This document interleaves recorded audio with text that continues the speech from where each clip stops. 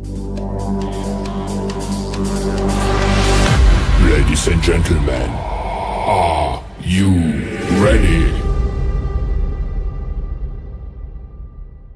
Igsuran atong nakita na jud ang atong umaabot mayor din sa Cebu City nga mao si Mayor Yugi Ruiz. May gabi mo, Mayor. May gabi si Rex. May gabi kanimo ug sa imong mga taga-paminaw. Unsay nakaaghat na to nga mudagan ta pagka mayor sa Cebu City? Sa akong pagtuyok-tuyok sa tibuok nasod na dindiin ko na-assign sa nakalaing opisina nga akong nakuptan ang ubang syudad susama sa Bagyo. Pagpili nila ni Benji Magalong ang Bagyo ni Lambo. Mintas ang atong syudad sa pagsigi na pili, maurang mga pangana, maurang mga piliduha, maurang mga politikuha ang atong syudad na utpo. Mo'y nakaaghat na ko, kay nakita na ko ang mga panerbisyo, basic services, pagsulbad sa mga basic problems, flooding, garbage, traffic. Wala gid aksyonis ato ang mga pangkamahanan.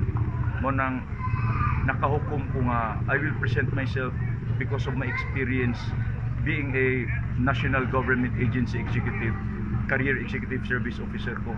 Makatag ko og oportunidad nga atong syudad makasuway og pagdumala nga dili gikan sa isa ka politiko. Unsa may atong plataporma, Mayor? Kung ikaw mo'y palaran mo daog, unsa atong plataporma nga atong ipagwa sa Cebu City? Na ako'y 7 platforms of governance. Kay susama ran lang magtukod tag balay na magitay drawing nga sundan, natay plano nga sundan. I have 7 platforms of governance. Number 1, solbaro na tong problema nato sa baha. Number 2, solbaro na tong problema sa basura. Number 3, solbaro na tong problema sa traffic. Highly technical, I can give a detailed explanation pero medyo taas. Tagail lang ko gigayon mo focus ako ikopat ng plataporma sa panggobyerno. Peace and order. I want to give and I want to make Cebu City the safest city in the Philippines. Para na sa atong mga anak, para sa atong mga apo, para maglakaw-lakaw sa atong kadalanan, hapsay atong pangunaw di ta mabalakan na idotang may tabo nila. Ikalimang programa, improve delivery of health and social services. Ikaunom, livelihood assistance for livelihood opportunity.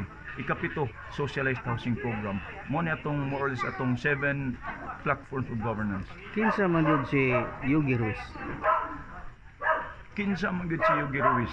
Si Yugi Ruiz inyong dudong Yugi, wa ko'y kalainan ninyo. Usa ko ka lumad nga Subuanon, usa ko yamot. Graduar ko og public school, barangay high school to be specific, Lambusan Barangay High School.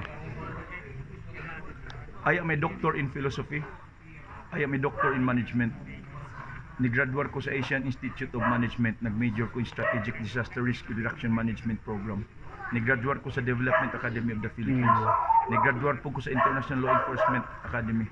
One of 4 Filipinos nga naka-eskwela ko sa People's Republic of China sa Yunnan Police Officer Academy. I will be bringing to the table a brand of leadership na technocrat, dili politician, progressive technocrat. I will give Cebu City a chance to heal, makasuway sa pangdumala sa syudad nga dili gikan sa isa ka politiko. Di lang tikadugayon, Mayor, katong napakilakaw. Ang imo lang mensahe sa Cebu City kung ikay palaran kung daog mayor sa Cebu City. Ang akong pinakamensahe sa Rex that let us give chance sa atong syudad nga makatilaw sa taog panggobyerno nga para sa katauhan. Dili ka ng panggobyerno nga para lang sa usa ka pamilya, panggobyerno nga para lang sa pipila ka negosyante, panggobyerno nga para sa katauhan. I will make Cebu City the safest city in the Philippines para sa itong mga anak o para sa itong mga po. Kuyugi ko ninyo para sa tinud-anay nga kausaban, tinud-anay nga kalambuan o tinud-anay nga kapsay sa itong dakbayan. Kuyugi ko ninyo for a better and safer Cebu City. Salamat, Mayor Hanya, mga ibiin mo.